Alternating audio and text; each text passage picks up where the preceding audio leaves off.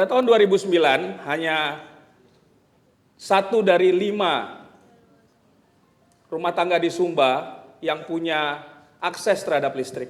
Rasio elektrifikasi sekitar 20%. Lebih dari 90% pembangkitan listrik di Sumba itu masih menggunakan bahan bakar fosil dengan biaya produksi kira-kira 3.500 per kilowatt. Ini sangat kontras dengan situasi Sumba yang sebenarnya kaya dengan sumber energi terbarukan. Ada angin, ada air, ada biomasa, ada sinar matahari yang melimpah.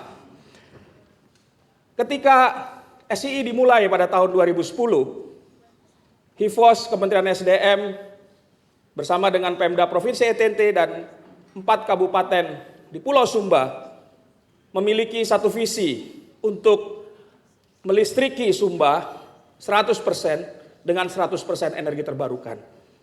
Ini adalah sebuah rencana atau sebuah target yang sangat ambisius mungkin dilihat pada saat itu. Tetapi bukan tidak mungkin jika kita melihat kondisi sumber daya yang ada di Sumba. Untuk bisa mencapai target tersebut, maka dilakukan sebuah perencanaan yang dinamakan Rencana Umum Penyediaan Energi Sumba yang menjadi panduan bagi semua pihak, baik pemerintah, PLN, investor, untuk bisa mencapai target yang ambisius tersebut. Tanpa satu perencanaan yang terkoordinasi, kami merasa tidak mungkin target yang ambisius itu bisa tercapai. Oleh karena itu, Rencana Umum Penyediaan Energi Sumba mencoba mengintegrasikan sumber daya energi terbarukan yang ada, pilihan-pilihan elektrifikasi, apakah itu off-grid, mini-grid maupun perluasan jaringan PLN, serta kebutuhan investasi yang diperlukan. Dan dari sekarang sampai 2025. Nah, perencanaan dimulai dengan mengidentifikasi kebutuhan listrik yang muncul dari sekarang sampai 2025. Lalu kemudian dilakukan identifikasi lokasi-lokasi pusat beban dan kebutuhan listrik, ya. Lalu kemudian ditentukan pilihan elektrifikasi pedesaan yang dimungkinkan berdasarkan sebaran beban yang ada. Lalu kemudian dianalisa pengembangan jaringan, sistem jaringan tenaga listrik yang ada di Sumba dengan prinsip biaya termurah dan kemudian ditentukan investasinya. Di dalam merencanakan penyediaan listrik di Pulau Sumba, kami melakukan dengan prinsip yang sangat transparan dan terbuka. Apabila Anda membuka situs sumbaiconicisland.org, Anda akan menemukan peta geospasial yang sangat interaktif, di mana di sana ada titik-titik rumah, lokasi desa, jaringan listrik, potensi sumber daya, jaringan PLN, dan proyek-proyek yang sudah atau yang sedang dijalankan. Peta ini sangat interaktif. Jika Anda lihat titik-titik merah yang ada di peta ini adalah lokasi perumahan. Dan jika Anda mengklik titik tersebut, bisa terlihat berapa banyak rumah, berapa banyak penduduk, berapa banyak rumah yang sudah menjadi pelanggan PLN. Jadi data ini sangat lengkap. Tetapi untuk melakukan perencanaan listrik di Sumba, kami tentu melakukan dengan lebih sophisticated lagi. Nah, kami mulai dengan melakukan pemetaan lokasi perumahan yang kemudian akan menentukan berapa kebutuhan listrik yang akan muncul, dan kemudian model elektrifikasi yang akan dilakukan, apakah dengan off-grid, mini-grid, atau perluasan jaringan. Titik-titik ini menggambarkan lokasi perumahan dan juga jaringan PLN. Ada 2 skenario yang sebenarnya di-assess dalam perencanaan ini, yaitu skenario dasar yang mana masih mengintegrasikan pembangkit energi terbarukan, diesel, dan jaringan PLN, dan skenario rendah yang mengintegrasikan penetrasi energi terbarukan yang lebih tinggi dan jaringan PLN.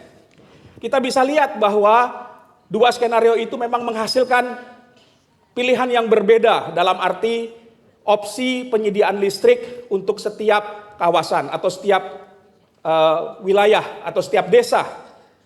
Dengan skenario dasar kita bisa melihat bahwa lebih dari 80% listrik itu akan dijangkau dengan jaringan PLN.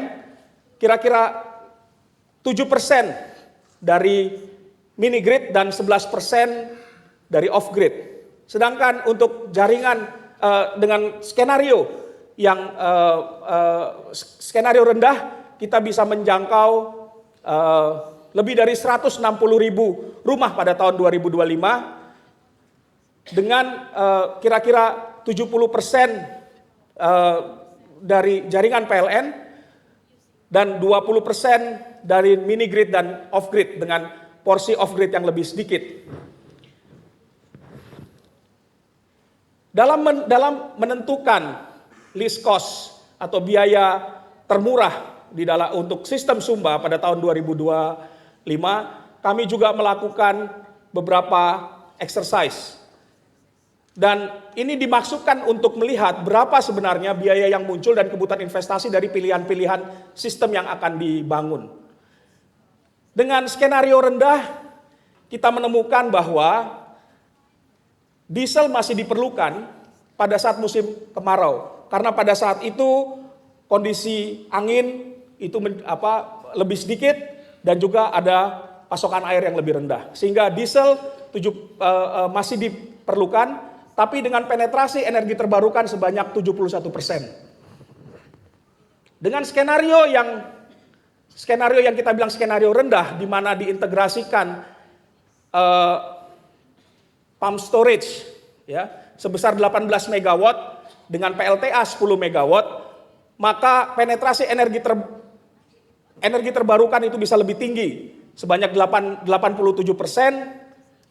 dan ini bisa menghilangkan kebutuhan diesel pada musim kemarau. Jadi pilihannya adalah apakah kita akan menggunakan pump storage atau tidak. Pilihan dari berbagai skenario ini melahirkan konsekuensi investasi yang berbeda. Seperti yang bisa kita lihat, investasi yang termahal adalah sebesar $400 juta jika menggunakan skenario rendah dengan mengintegrasikan PLTA 10 MW dan pump storage 18 MW, tetapi memberikan biaya pembangkitan listrik di sistem Sumba yang paling rendah. Yang termahal adalah jika hanya membangun PLTA 10 MW ya, dengan pembangkit-pembangkit lain tentunya investasinya lebih rendah, tetapi biaya pembangkitannya secara sistem itu lebih tinggi. Untuk mendukung investasi di Pulau Sumba, kami juga dalam 2 tahun terakhir telah melakukan sejumlah studi kelayakan dari beberapa jenis teknologi yang mungkin dipasang atau diinvestasikan di Pulau Sumba. Yang pertama adalah PLTA di 2 lokasi. Dari seluruh potensi yang ada 2 lokasi yang telah dilakukan pre-FS, yaitu Praikala 3,5 MW dan Kadahang 5 MW dengan perkiraan biaya produksi tenaga listrik 0,10 sampai 0,11 untuk Praikala dan 0,11 sampai 0,14 per kWh, dolar per kWh di Kadahang. Untuk angin kami melakukan studi di Hamba Praing di Sumba Timur, di mana dengan menggunakan 2 skenario turbin, yang satu menggunakan skenario turbin Vestas 850 kWp untuk 10,2 MW. Yang kedua, skenario kedua menggunakan turbin Enercon untuk kapasitas yang sama 10,2 MW dengan kapasitas turbin 850 kWp.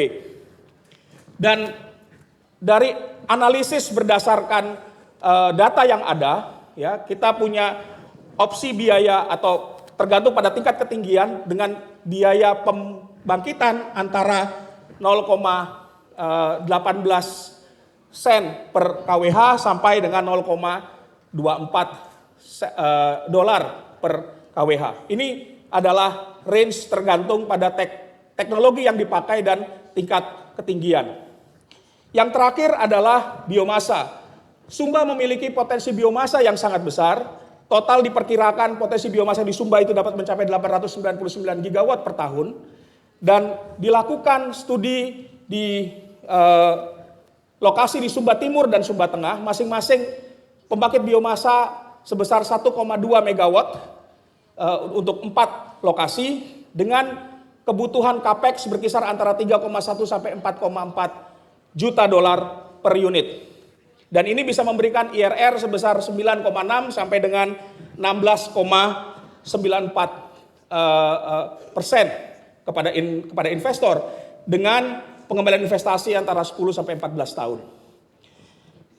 Bapak dan Ibu sekalian, dengan berbagai perencanaan yang sudah dilakukan, kami berharap agar Anda semua bisa memperoleh kejelasan terhadap proyek apa yang bisa dikembangkan di Sumba. Tentunya kami berharap setelah presentasi ini, setelah acara ini lebih banyak mereka yang tertarik, dan apa yang kami lakukan pada saat ini melalui satu perencanaan energi di Sumba dalam rangka untuk menunjukkan bahwa apa yang kita lakukan itu bisa dilakukan secara terintegrasi, baik yang dilakukan oleh PLN maupun yang dilakukan oleh swasta dan masyarakat. Terima kasih, selamat menikmati, selamat melanjutkan Sumba Investment Forum. Terima kasih banyak Pak Fadli, tepuk tangan.